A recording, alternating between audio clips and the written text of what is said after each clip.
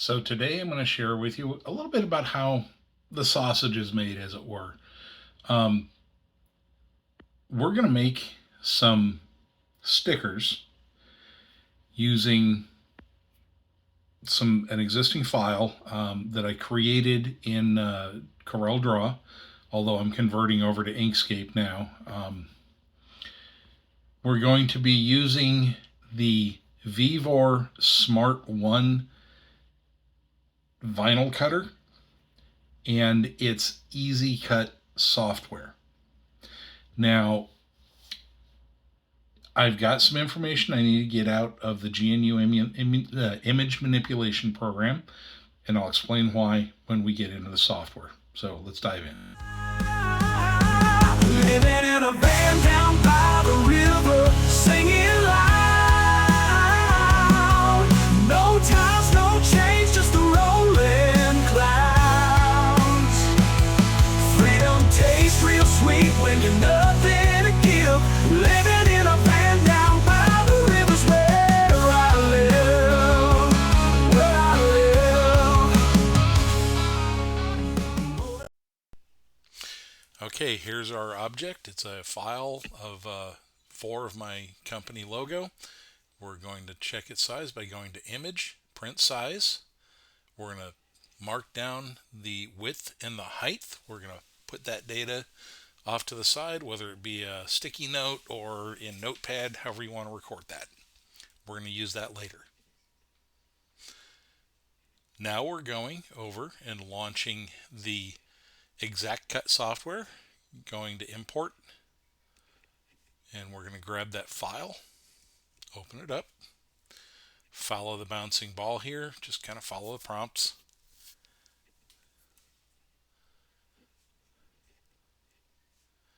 Okay, you'll see that it's opened it smaller than it should be. I honestly had to fish around in here to make things work. First things first, I wanted to set the printer, so I'm picking my primary and not my sublimation printer. We're setting it to landscape mode. And you'll see this is fairly repetitive. The stuff with the printer is fairly repetitive if you have multiple printers. Okay, so this came in the wrong size. We're setting the size correctly. So ours is 7 inches tall, 8.890 inches tall, I believe. But you see how it puts it outside of the boundary of the actual printable sheet? We've got to fix that. So we're coming back up into the page layout, and the page markers there. Make sure everything's in landscape mode. Okay, it's got the page markers again. Now you see I turned the page markers off and then back on by unchecking and checking that checkbox. That's how sometimes it just doesn't refresh, so you've got to do that. Now we're going to move, see the x-axis, we're moving to the left, and then now we're going to move the y-axis up, and we're going to get it in until it changes from that kind of, yeah, there you go, the washed out to the bright colors. Now we're ready. I'm going to double check my numbers, make sure everything's happy, and then we're going to go eventually up to the upper right hand corner where it says send to device. You'll also see just to the left of send to device it says connected, so I know we're connected and the cutter's on. Verify our settings here, make sure we've got the right printer selected.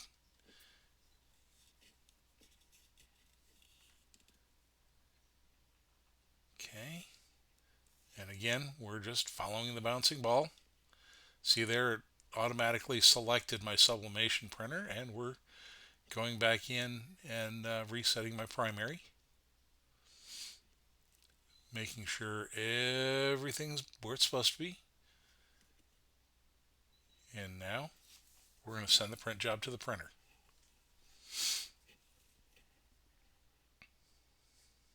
Click OK.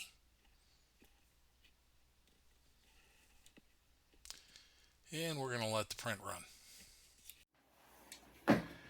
Okay, so we've got our printout. I'll line it up with the grid on the cutting sheet.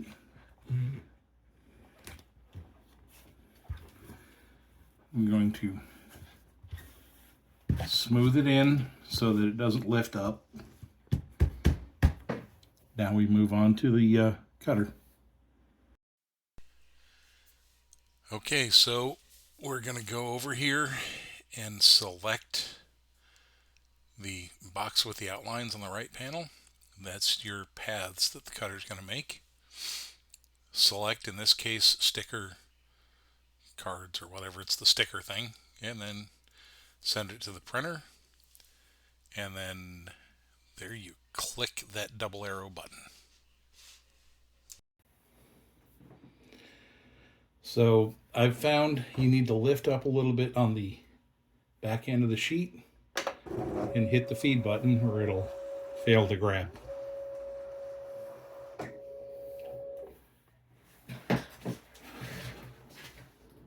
Okay, so once it's fed in, you'll see the icon will change in the software. There we go, and it's telling you to push the cut button. Once cut button's pushed, you'll see the progress bar go through and it'll finish up. When it's done, it'll give you that feed button again that'll eject the workpiece.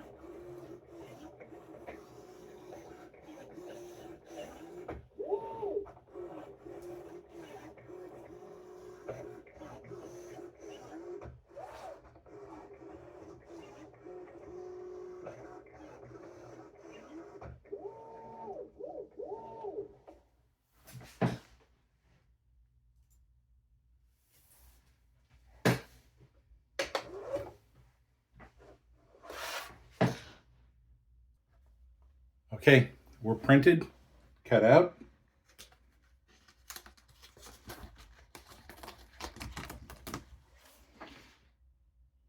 Perfect cutouts.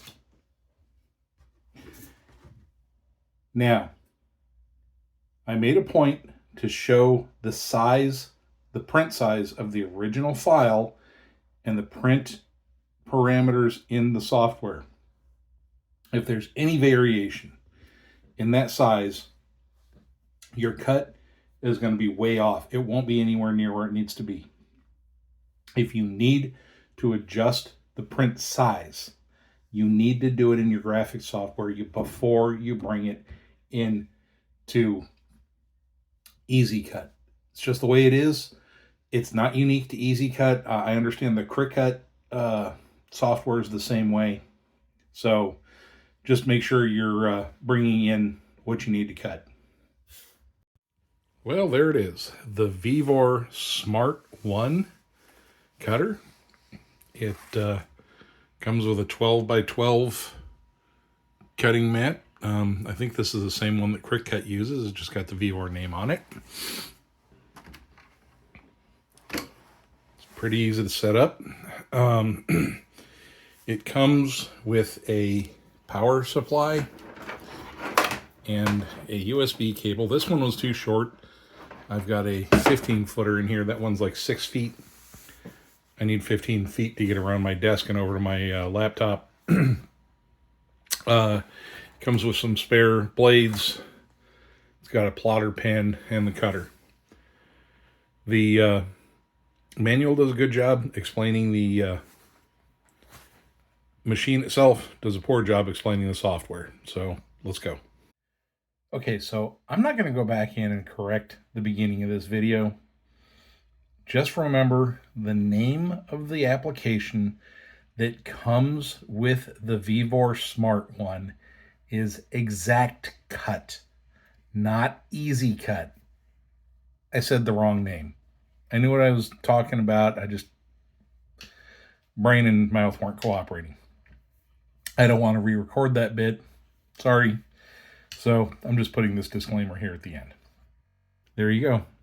That's my demonstration of my Vevor Smart1 vinyl cutting machine.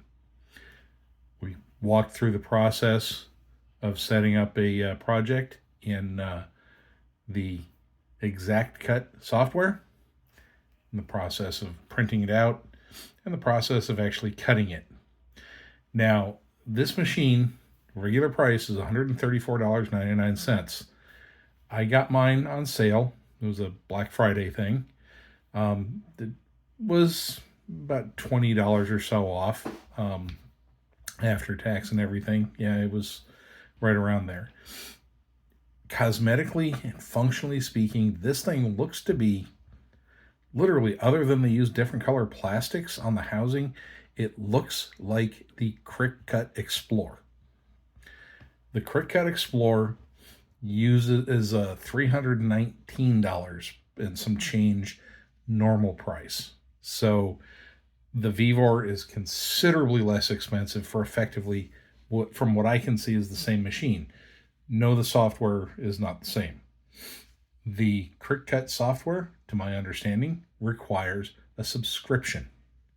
So it's not like ExactCut's offering any real value for the buyer. There may be a longer warranty, might not, I don't know. What I do know, for me, the Vevor fit the bill. It's a learning curve to using it, yes. Hopefully my efforts here, well, saved you some of that learning curve. So there we are. And I thank you. Thank you for watching my video. Hopefully you got something out of it. And spend a little time on my channel. Look around. Yeah, watch a few videos. See if you like what you're seeing. If you like what you're seeing, do me a favor. Like my videos, share them with your friends, and subscribe to my channel. Be on the lookout. The reason I got this machine was because I'm going to be making some channel merch here, and I'm going to be marketing it very soon. I've actually started the production. That's why I got this thing. So we'll be standing up a store, and we'll be announcing that very soon, a little bit into the new year. So I thank you. And like I like to say, get out there, be busy, be productive, be safe. Most of all, be blessed. I'll talk to you later. But here by the river, I feel like I'm alive. Nature's heartbeat makes you remember why. Living in a van down by the river, singing loud. No ties, no change, just the rolling clouds. Freedom tastes real sweet when you know